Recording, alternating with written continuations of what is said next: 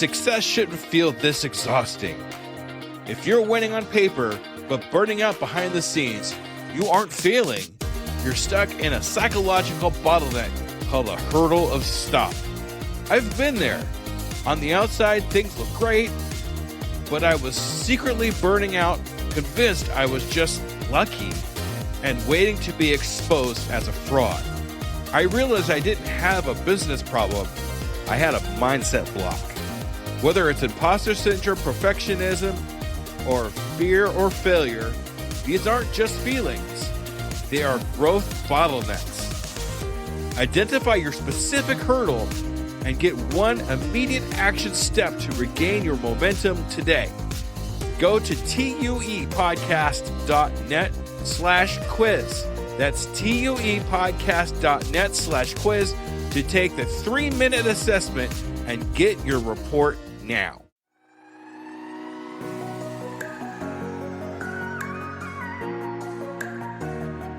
Hey there, entrepreneurs and business builders. This is Scoob from Business Conversations with Pi, where the questions are real, but the voices are AI, even mine. Welcome to another insightful episode. On today's show, we're diving into the burning questions that new entrepreneurs often ask as they embark on their exciting journeys.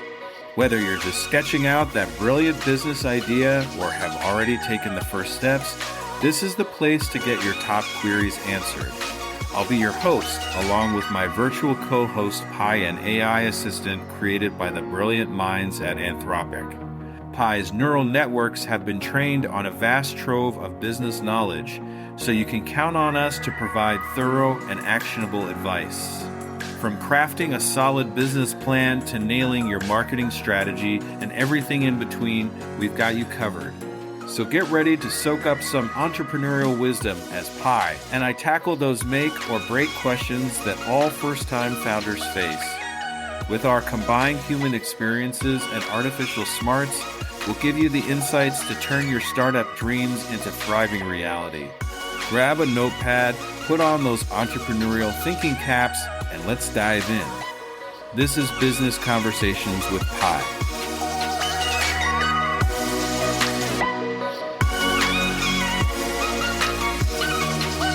Hi, Pi. It's time for another recording. Say hi to the Scooby Leavers out there. Hey there. Scooby Leavers, your friendly AI sidekick, Pi, is ready for another informative recording session. Let's dive into today's topic. So today I was listening to the book Flow from Mihaly Csikszentmihalyi. Oh, Flow by Mihaly Csikszentmihalyi. It's a fantastic book that explores the psychology of optimal experience, commonly known as flow state. So I was curious if you knew what the 8 states of flow were. Absolutely. The 8 elements of flow state, according to Csikszentmihalyi, are 1. Complete concentration on the task. When you're fully immersed in inactivity, distractions fade away, and your focus is unwavering. 2. Clarity of goals and immediate feedback. Having clear objectives and receiving prompt feedback helps maintain flow. 3. Transformation of time. Time seems to either speed up or slow down during flow, depending on the intensity of engagement. 4. Intrinsic reward. The activity itself becomes rewarding, independent of external outcomes. 5. Effortlessness and ease. Flow feels effortless, even when tackling challenging tasks. 6. Balance between challenge and skills. Flow occurs when the challenge level matches your skill level. 7. Loss of self-consciousness. You become fully absorbed, losing awareness of yourself. 8. Autotelic experience. The activity is its own reward, and you engage in it purely for the joy it brings. So which one of these is probably the hardest one to deal with, you think? That's a great question, Jesse. While all of these elements are important for achieving flow state, I'd say that balance between challenge and skills can be particularly difficult to maintain. If the task is too easy, it can become boring and demotivating. On the other hand, if it's too difficult, It can lead to frustration and anxiety. Striking the right balance between challenge and skill level requires self-awareness, adaptability, and a willingness to push yourself outside of your comfort zone. I would have to agree with you just because I know that if I don't challenge myself enough, I won't learn anything new or positive. But at the same time, if it's too challenging, I kind of want to shut down. Exactly. That's the tricky part, isn't it? It's natural to want to stick to what's comfortable, but growth and learning require us to step outside of our comfort zones. On the other hand, pushing ourselves too hard can lead to burnout and a lack of motivation. The key is to find that sweet spot where you're challenged, but not overwhelmed. It takes some trial and error, but with practice, you can develop a better sense of what that balance looks like for you. So when I do editing my podcast and it feels like time has not gone by so much, but a lot of time has passed, is that part of the flow state? That's a perfect example of flow state in action, Jesse. When you're editing your podcast and feel like time is flying by, it's a sign that you're fully engaged and immersed in the task at hand. This is one of the key characteristics of flow state. Time seems to disappear, and you're able to accomplish a lot without realizing how much time has passed. It's a powerful experience that can lead to increased productivity and enjoyment in your work. So we could use other senses in our body to be able to feel flow state? Is that right? Yes, that's right, Jesse. While flow state is primarily a mental experience, our bodies can also play a role in achieving and maintaining it. Here are some ways in which our senses can contribute to flow state. 1. Music. Listening to music can help you focus and improve your mood, making it easier to enter a flow state. 2. Physical activity. Exercise and movement can increase blood flow and endorphins, which can contribute to a sense of well-being and focus. 3. Environment. Creating a physical environment that supports focus and minimizes distractions can help you stay in flow state for longer. 4. Breathing.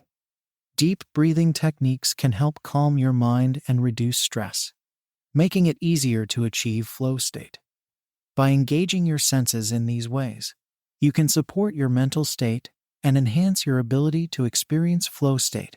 So besides the book Flow, is there any other books that we could recommend? Absolutely. While Flow by Mihaly Csikszentmihalyi is a classic in the field, there are many other books that explore similar themes of productivity, focus, and optimal experience. Here are a few recommendations. 1. The Power of Habit by Charles Duhigg.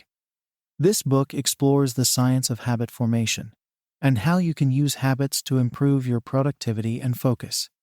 2. Deep Work by Cal Newport.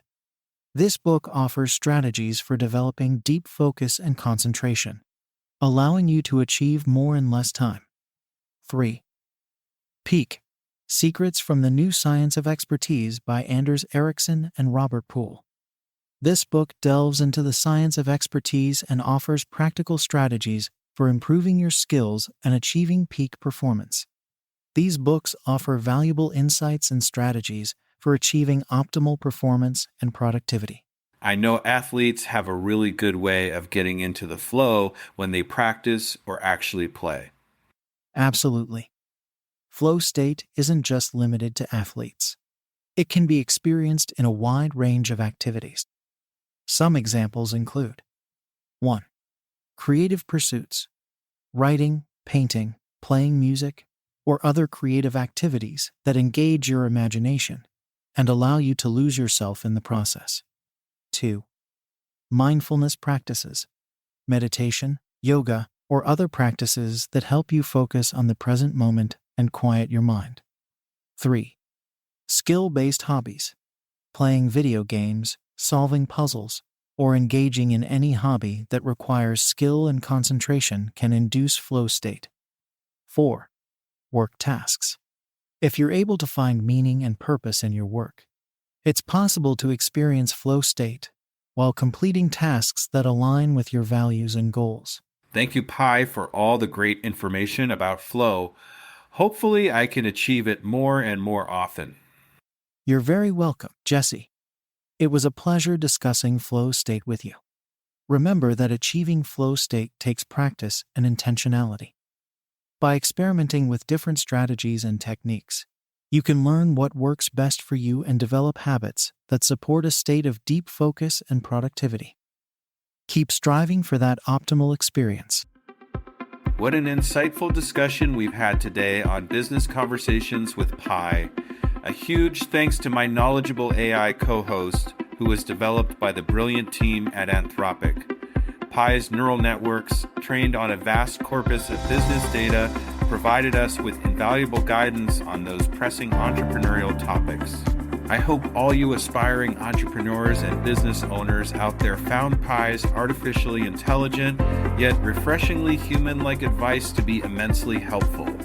Whether you're still mapping out that big idea or are already deep in the startup trenches, having an AI assistant like Pi on your team can give you the edge to turn your venture into a success story. And don't forget, if you have a burning business question that didn't get covered today, I want to hear from you. Feel free to send me your query, and I'll tap into Pi's capabilities to get you the answers you need on an upcoming episode.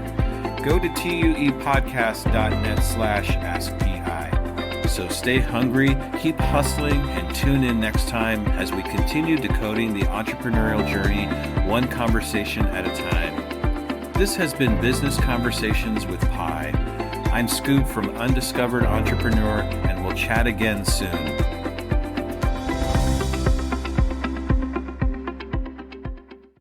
Hello, Scoob believers. Let me ask you a real quick question. How many cups of coffee have you had today? 3, 5, 7? And let me guess, you've got a Red Bull in the other hand just in case, right? Yeah, I see you. Now, here's the truth bomb nobody wants to hear. You're not building a business. You're building a caffeine dependency. Listen, I get it. When you're grinding 12, 14, 16-hour days, you're building something from nothing. When you've got payroll to meet, investors to impress, and visions that won't wait. You need fuel. But what if I told you that the fuel that you're using is actually slowing you down? What if the very thing that you think is keeping you sharp is actually making you dull? Enter Rise Coffee. This isn't your grandma's mushroom tea. This isn't some hippie wellness trend. This is science meets performance. And here's what makes Rise different. Less than half the caffeine of a regular cup of coffee. But here's the kicker. You won't miss it. 6 organic powerhouse mushrooms, including cordyceps, what Olympic athletes use, and lion's mane, what Silicon Valley biohackers swear by. Sustained energy that doesn't spike and crash. We're talking smooth, clean power from morning to moonlight. Crystal clear focus without the jitters.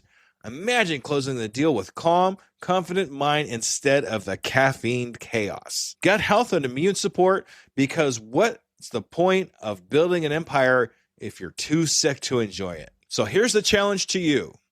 Stop borrowing energy from tomorrow.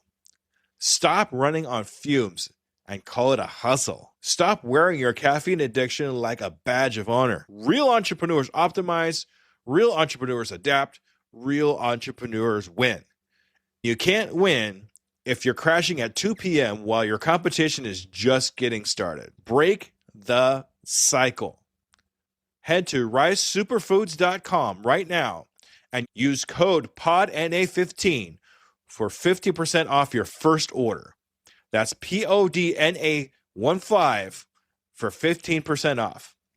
Try it for 30 days. If you don't feel the difference, if you don't feel sharper, calmer, more focused, more alive, then go back to your 6-a-day cup habit. But I'm telling you, we won't, because once you feel what real energy feels like, you'll never go back. Ditch the addiction, fuel your empire, and rise up. Rise Coffee, energy that builds, not burns.